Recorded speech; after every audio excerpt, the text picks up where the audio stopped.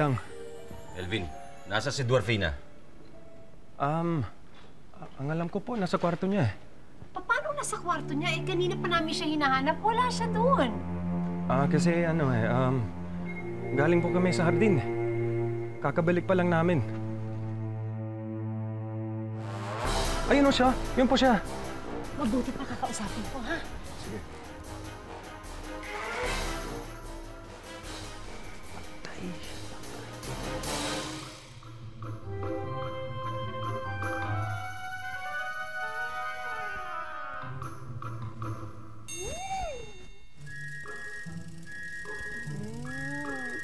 Ikaw na ang maging prinsesa. Ang lambot.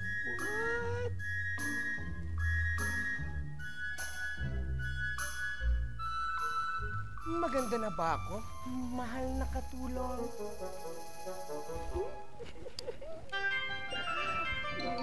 Sarap maging prinsesa. Ay! Elvin!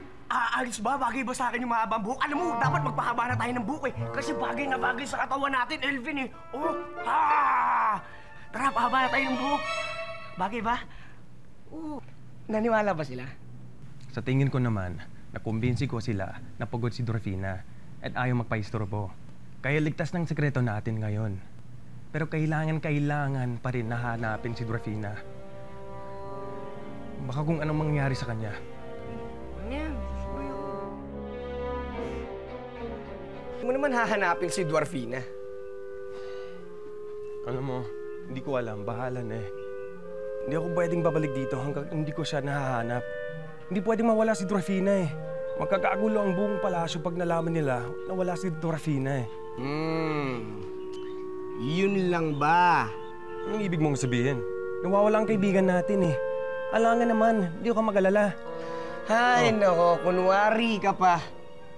Bakit ba kasi hindi mo nalang aminin na talagang may pagtingin ka kay Dwarfina?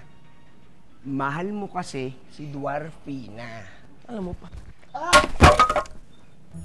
Alam mo, ang laki ng problema natin eh. Ngayon ka pa manunukso? Masyado kang bayolente. Hindi ako papayag na may mangyari masama sa kanya. Hindi ko kakayanin na wala si Dwarfina eh.